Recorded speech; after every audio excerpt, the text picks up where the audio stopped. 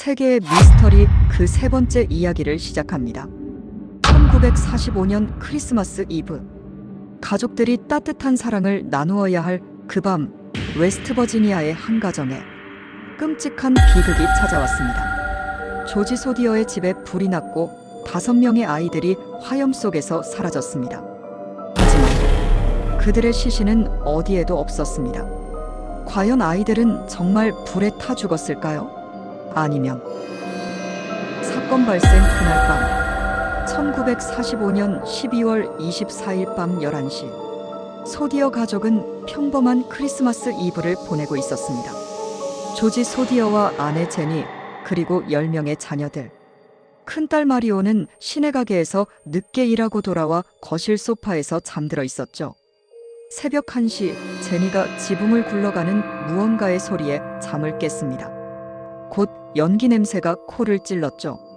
집안이 온통 연기로 가득했습니다. 불이야! 제니의 비명과 함께 가족들은 급히 집 밖으로 뛰쳐나왔습니다. 하지만 5명이 보이지 않았습니다. 모리스 14세, 마사리 12세, 루이스 9세, 제니 아이린 8세, 베티 돌리 5세. 2층에서 자고 있던 아이들이 보이지 않았습니다. 구조 시도와 절망. 조지는 필사적으로 아이들을 구하려 했습니다. 하지만 계단은 이미 불길에 휩싸여 올라갈 수 없었죠. 사다리를 가져오려 했지만 사다리가 없었습니다.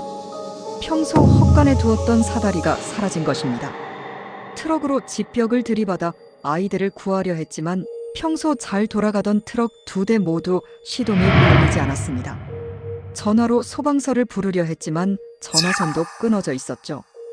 이웃이 소방서에 신고했지만 소방차가 도착한 것은 8시간 후인 아침 9시였습니다.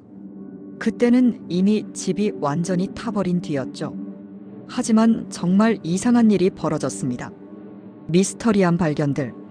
보통 집이 완전히 탈 경우 적어도 뼈 조각이나 치아라도 남습니다.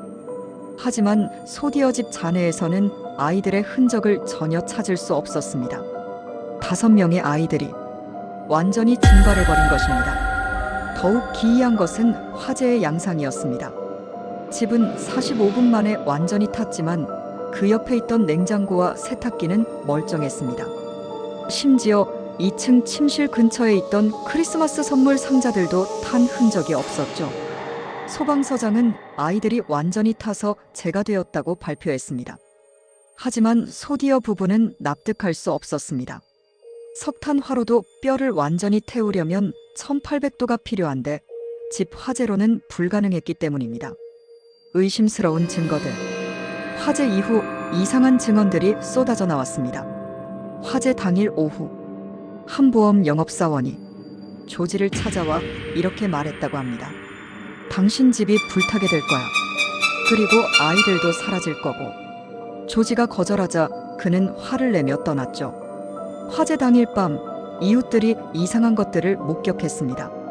한 여성은 트럭에 아이들을 태우고 가는 것을 봤다고 증언했고 다른 목격자는 불이 나기 전부터 집 주변에 수상한 사람들이 있었다고 말했습니다. 전화 수리공은 전화선이 고의로 절단된 흔적이 있다고 말했고 트럭 정비사는 2 트럭 모두 기계적 결함이 없었다고 증언했습니다.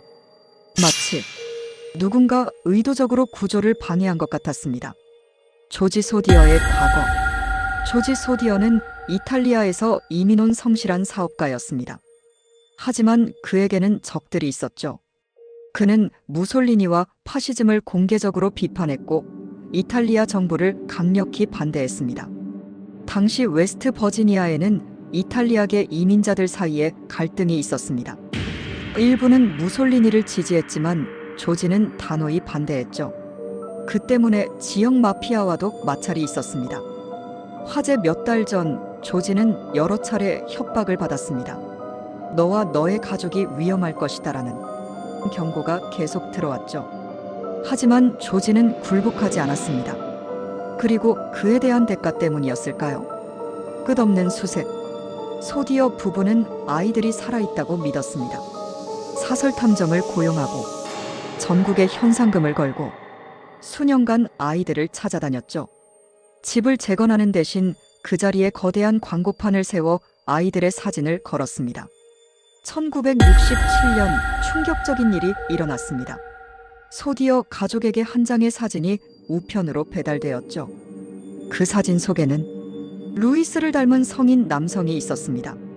뒷면에는 루이스 소디어, 사랑한다, 형제 A90132, 35라고 적혀 있었죠. 사진은 켄터키에서 발송되었지만 발신자를 찾을 수는 없었습니다. 과연 이 사진의 남성이 정말 루이스였을까요? 아니면 누군가의 잔인한 장난이었을까요? 영원한 미스터리. 어떤 이들은 이것이 단순한 사고가 아니라 조직적인 범죄였다고 믿습니다. 조지 소디어의 반파시즘 활동에 대한 보복이었을까요? 아니면 아이들은 살아있지만 새로운 정체성으로 다른 곳에서 살고 있었을까요? 78년이 지난 지금 그들 중 누군가는 아직 살아있을 수도 있습니다. 조지 소디어는 1969년, 제니는 1989년에 세상을 떠났습니다. 그들은 죽는 순간까지 아이들이 살아있다고 믿었죠. 지금도 웨스트버지니아의 그 자리에는 추모비가 서 있습니다. 5명의 아이들은 정말 불에 타 죽은 것일까요? 아니면 누군가에게 납치되어 어딘가에서 새로운 삶을 살았을까요? 78년이 지난 지금도 그 답을 아는 사람은 아무도 없습니다.